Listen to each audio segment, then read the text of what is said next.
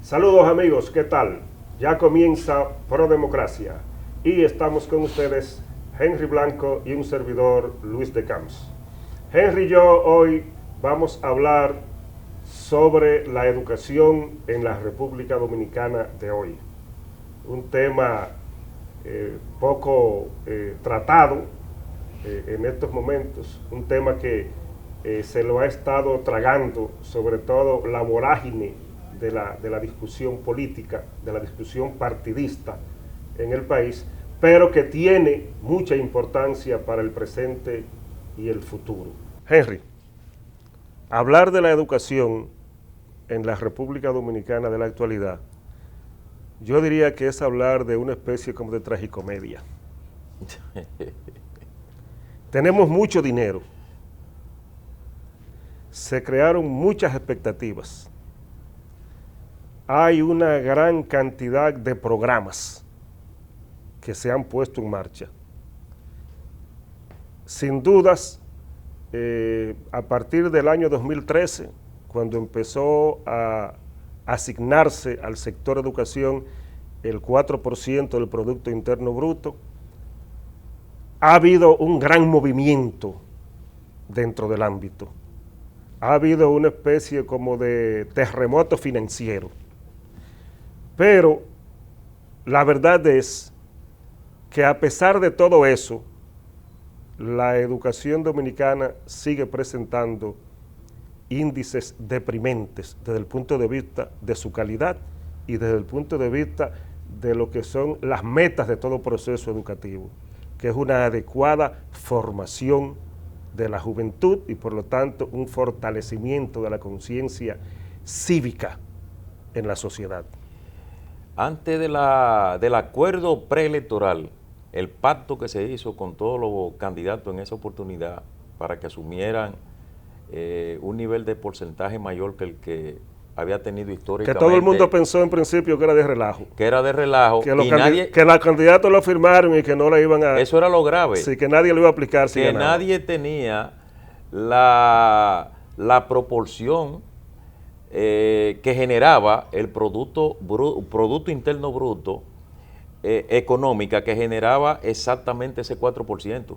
Porque la mayoría de los gobiernos, ese ministerio era la cenicienta, sí, era el que menos se atendía.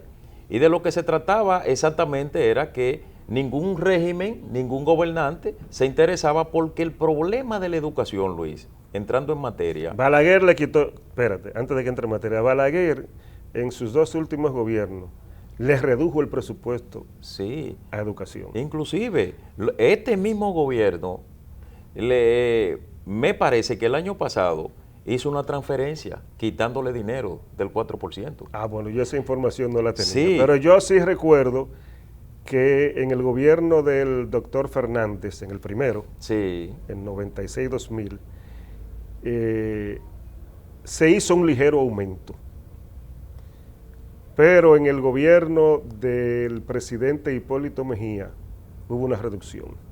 Hubo una reducción. Y yo recuerdo incluso se hizo una transferencia para las Fuerzas Armadas. Para las Fuerzas Armadas. Que fue muy criticada. Sí, exactamente, me recuerdo de eso. Es decir, que pero luego, cuando volvió el doctor Fernández, mantuvo la misma postura, sí, de no otorgarle a la educación un presupuesto realmente... ¿Y tú te acuerdas lo que se daba?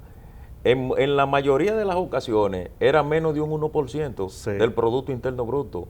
Y era menos, era un 8, un 0.8. No, porque además de que era bajito, se atribuía en los papeles.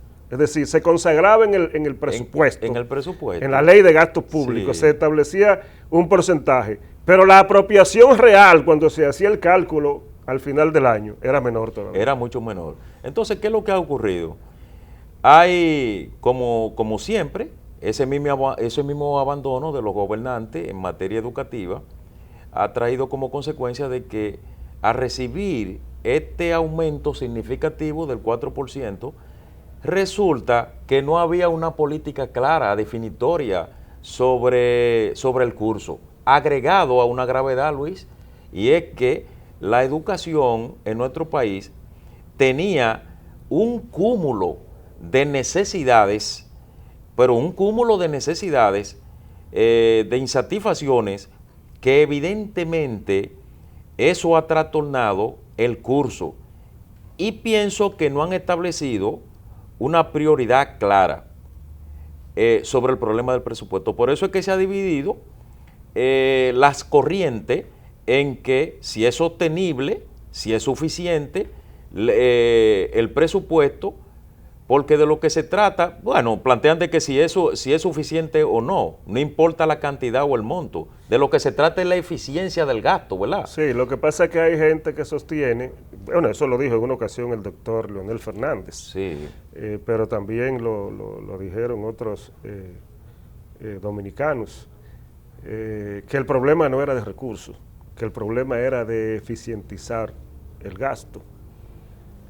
Y que con el presupuesto que se tenía en aquel momento, antes del 4%, quiero decir, la educación se podía manejar adecuadamente, se podía proyectar adecuadamente. Pero eso no deja de ser cierto, ¿eh? Sí, bueno, tiene validez. Tiene validez, pero lo que estaba ocurriendo era que en la práctica... En el fondo era carencia de recursos. Claro, naturalmente. Eso era carencia de recursos y lo demuestra exactamente el hecho de los países que mejor amueblado tiene su juventud, son aquellos países que se han preocupado por una mayor inversión en los recursos del presupuesto del Estado a esa área tan importante que es estratégica para la sociedad como lo es la educación. Sí. Es decir, muchos de los conflictos que tenemos en la sociedad... No, pero párate ahí, espérate, antes de los conflictos, tú mencionaste un tema interesante.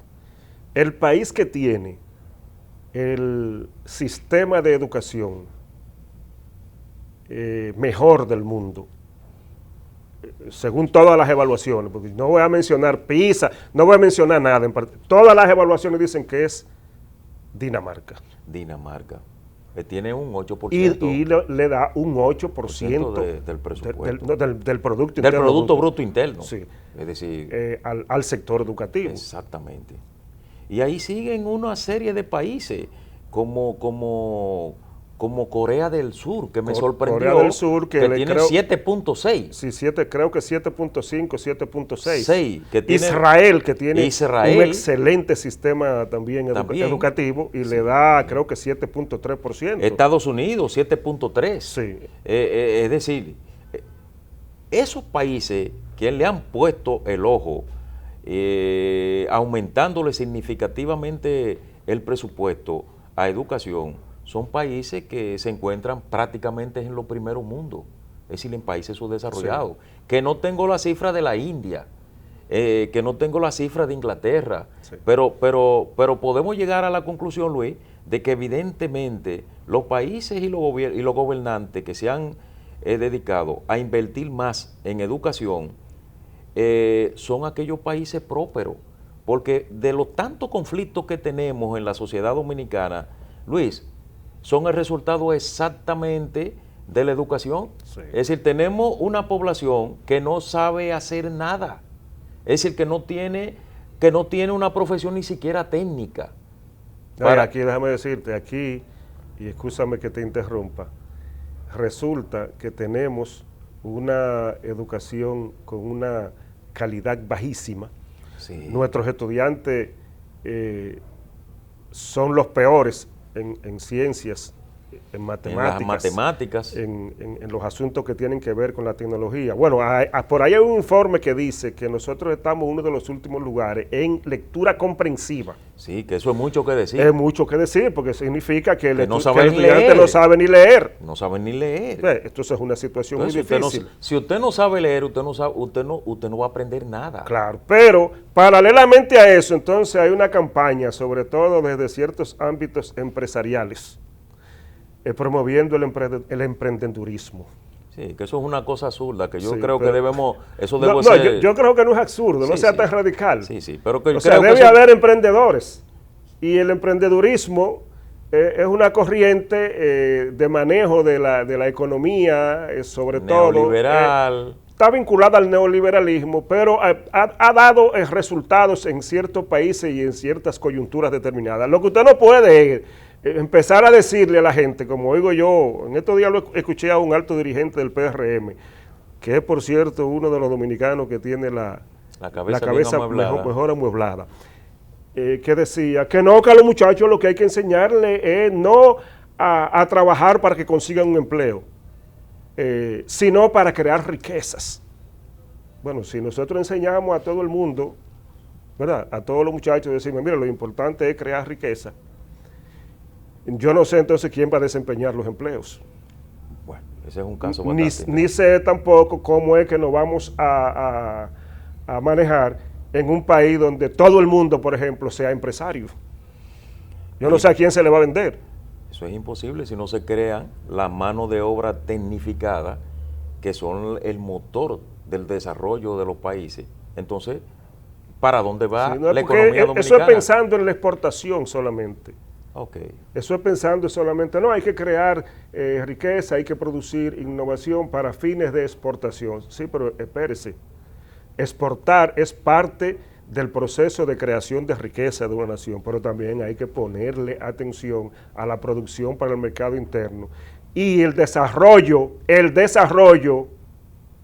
de tendencias sanas desde el punto de vista espiritual. Y todo eso porque ¿qué hace usted con que un tipo sea un empresario rico? El hijo tuyo, que se hizo un empresario rico, pero resulta que es un inescrupuloso, que es un bandido. Sí, pero además de eso, toda la riqueza está acompañado de la alta competencia y capacidades de la sociedad. Es decir, tú nunca podrás encontrar una sociedad desarrollada si no tiene el elemento esencial que es la base de educación y de formación de la misma sociedad. Estamos de acuerdo. Mira, nos desviamos un poco del tema, pero vamos a tomar el curso de nuevo en el próximo segmento. Señores, Pro Democracia pausa, pero regresa dentro de breves instantes.